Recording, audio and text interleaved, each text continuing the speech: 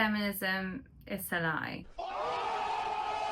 The funniest part about it is that the people who scream equality the loudest are often the first ones to actually threaten you when you speak. Today we are doing something very rare in 2026. We are going to use logic. Not slogans, not emotional blackmail, just pure logic. I know that concept seems very bizarre to many. Hi, I'm Karina, and for now, I believe that's all you need to know. The main focus is the topic of this video. Let me make something very clear before anyone else starts shaking in the comments. I am not trying to take rights away from women. I am not anti-women. Obviously, I'm a woman myself. And I do not want women to go back in time.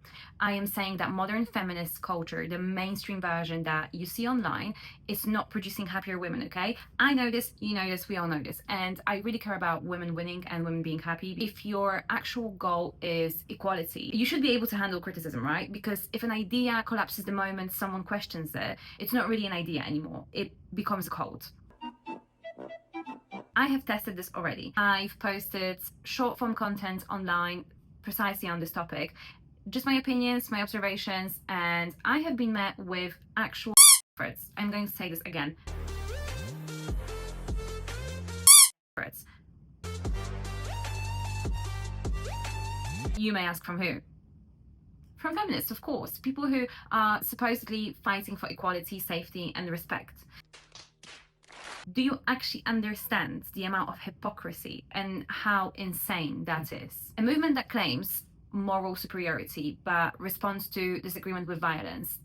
That's not empowerment in my eyes. That's actually being radical. And anything that's radical is not good. Don't tell me this is just about equality, because if it was, it wouldn't really need intimidation. This video, I hope, is the first video of the series. From now on, I am going to get into the very beginnings of feminism, the early waves, the idea with how it started and how the messaging changed across the years.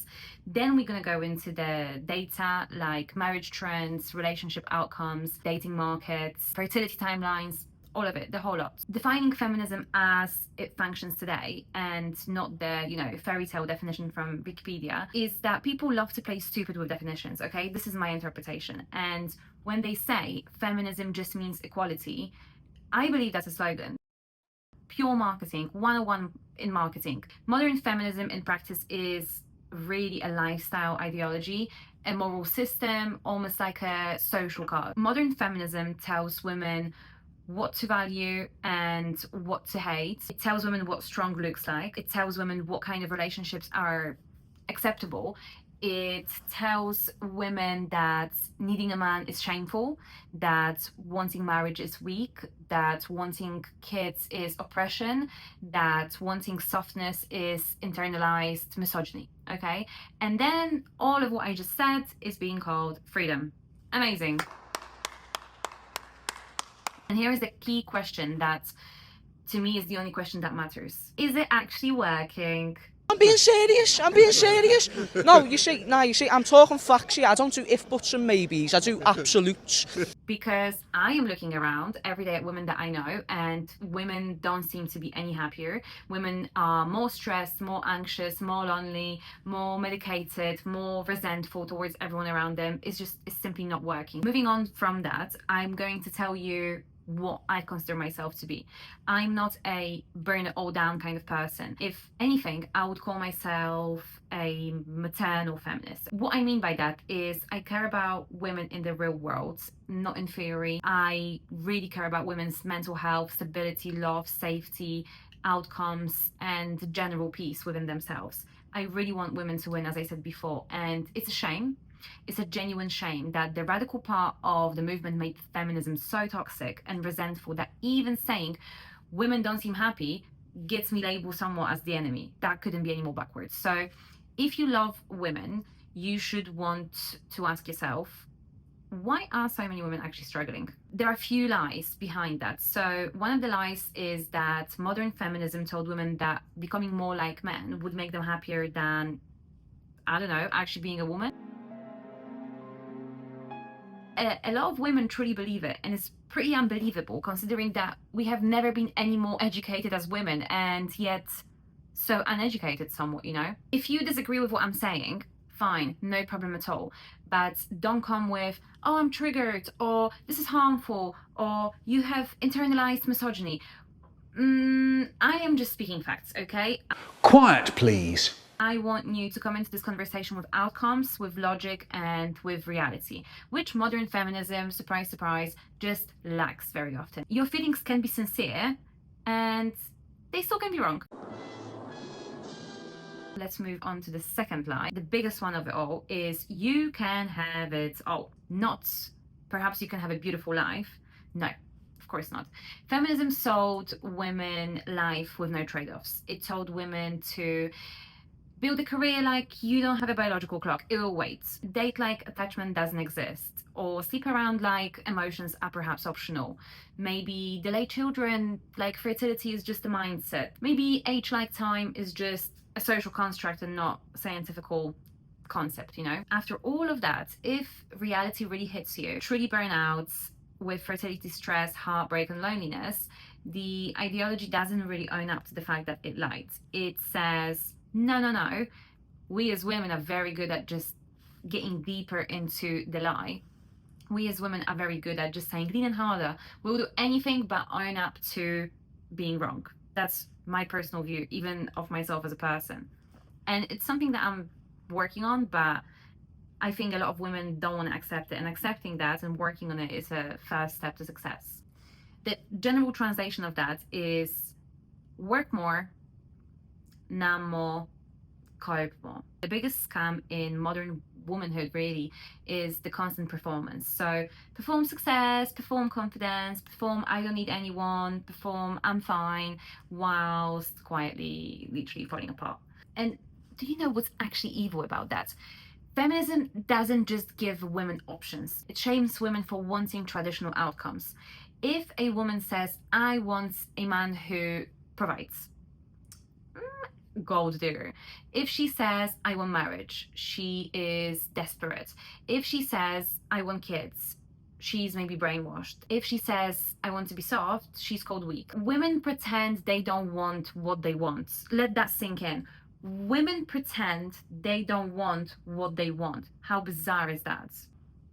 And I might be crazy, but a child would not deem that as freedom. That sounds in an adult language more like a psychological warfare, quite literally. Guess what happens if you convince women that they should suppress their nature?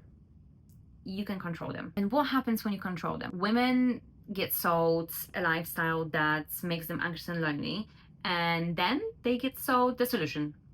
Therapy, self-help, antidepressants, healing, don't get me started on manifestation, another degree, another promotion, another situationship, perhaps another solo trip to find yourself. It's like quite literally selling someone poison and then selling them the antidote. Next lie, my second favorite, sameness is equality. Think about it. Sameness is equality. Equality, in my view, means equal dignity. Sameness, in my view again, means that women must live the same way that men do. And that's why radical feminism actually hates femininity, because femininity exposes the scam. What being feminine says is that I don't want to compete with men. Genuinely no need for that. I would prefer to cooperate with men. I don't want to dominate. I want devotion. I don't want chaos. I want stability. I really don't want to be one of the boys. I want to be a woman. So before anyone else goes into a comment section and says that I'm a pick-me girl, okay, the radical feminists hear what I'm saying and they immediately think dangerous. Why is that, do you think? Because a woman who wants love and family is not easily controlled by ideology. Feminism trained women to adopt male instincts. Hyper-independence, being super competitive, emotional detachment, status obsession, commitment avoidance. And then it acts shocked When relationships collapse, unbelievable. So here is the controversial truth, okay? Most women do not want equality in romance. They want polarity. That's what they really want. They want a man that respects them. They want to feel safe. They want a man who leads so they can feel soft. They want provision so love doesn't turn into constant negotiation. They want protection so they can relax, they can breathe. And the fact that some of you call that oppression, beyond me. That's not oppression, that's biology and psychology. We can pretend it's not true, but reality doesn't care about what we pretend and what we don't pretend, because the proof comes out in the pudding, always. Now let's talk about the 50-50 fantasy. Feminism turned love into a spreadsheet. That's the way I see it. Split everything: bills, rent, dates, energy, planning, leadership, emotional labor, everything. Women are working like men, paying like men, performing like women, and are still expected to become pretty young, fertile, and emotionally stable. Men are getting women who are stressed and resentful because they are carrying the masculine responsibility while still being judged by feminine standards. That is just simply, that doesn't make sense. Then both people sit there and ask themselves, why isn't there any romance in my life? Because romance requires polarity, and you killed polarity with radical feminism. You turned love into roommates. You cannot engineer passion through equality. That's friends. Passion is not a political project or economical project. It doesn't work like that. Lie number 3. Sexual liberation empowers women. This is truly the lie that destroyed dating. I can tell you that from my personal experience. And what feminism told women and told me in the past is that casual sex empowerment, boundaries are judgment, expectations are control, or attachment is insecurity, don't be needy, don't be too much. And what did men hear? Men heard at the same time, I can access women with no emotional responsibility towards them. So now sex is cheap and commitment is rare. I'm sure you've heard that before. And women are told to call that freedom. Let me be blunt. If culture increases male access while decreasing male obligation, no one is winning. Women became more replaceable, and I don't want you to hit me with, women like sex too. I mean, duh, of course we do, but incentives really shape behavior. That's one of psychology. So hookup culture creates a market where top tier men get unlimited choice, average men get ignored, women compete with each other, commitment becomes scary, and the woman who wants stability gets shamed as insecure. It's just bizarre. Then women say, where are the good men? They're either taken or they have checked out. So because you told them that masculinity is toxic, you told them that taking care of you is oppressive, you told them that being a leader is controlling, and you told them to be softer but also pay for everything. You can't have your cake and eat it, quite frankly. So they either become passive or they become players. I don't see anything in between at this current state of affairs. And then after that, feminism blames men for the culture that feminism created. My favorite magic word that feminism is hiding behind is choice. If she chooses it, it's empowering. Some choices are self-harm without realizing, and some choices are coping, some choices are insecurity, perhaps dressed as confidence. Some choices are short-term pleasure with a very long-term damage. Choice doesn't automatically equal good. If it did, nobody would ever make a destructive choice by default. Now, this is a question I ask myself all the time. Why are feminists so aggressive? I don't get it. Why the threats? Why the censorship? Why the cancel her? I believe I may be onto something here. The answer to why is because deep down, they know something. And if women start telling the truth about what they actually want, like love, stability, family, peace, the entire ideology of feminism collapses. If women stop being angry, a lot of industries lose money. If women stop being lonely, dating apps lose money. If women stop being resentful, politics loses leverage. If women stop being confused, the whole movement will just lose the fuel. So that's why they keep fighting, really. And I'm not doing that. I don't want to do that. I'm not here to make women hate men. I am here to make women win alongside their men. From tomorrow onwards, we are going to go to the source. We are going into the very beginnings of feminism and what it started as, what it became, how it split into radical branches, and how those branches poisoned the culture. And after that, we will follow the data. What happened to women's happiness over time? What happens to marriage? What happens to birth rates? What happens to mental health? What happens in dating markets when commitment is delayed? What happens when femininity is shamed and masculinity is being demonized? I am going to connect all the dots, and I want people to truly understand what I'm talking about, seeing the numbers. I will be very happy to sit down to a debate with a radical feminist. But the difference is, and also the problem at the same time, I come with the numbers to this argument. So when somebody says to me, but I feel, it doesn't really matter what you feel. Data shows otherwise. I just want you to not be a part of the bad data. And I don't want myself to be a part of bad data, although somewhat at 28 and divorced without kids, I certainly am already a part of that bad data. And I just want to understand how that happened.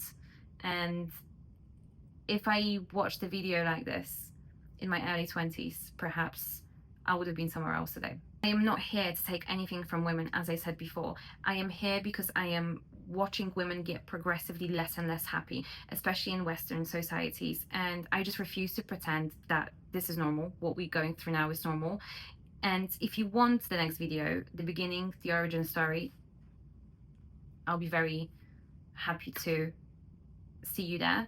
But if you ever feel pressured to pretend you're happy with a lifestyle that doesn't suit you, I also want you to reach out and perhaps we can figure something out. So if you feel like you want to join in on the ride, subscribe. If you don't feel like you want to join in, don't. But tomorrow we're going to go into the source.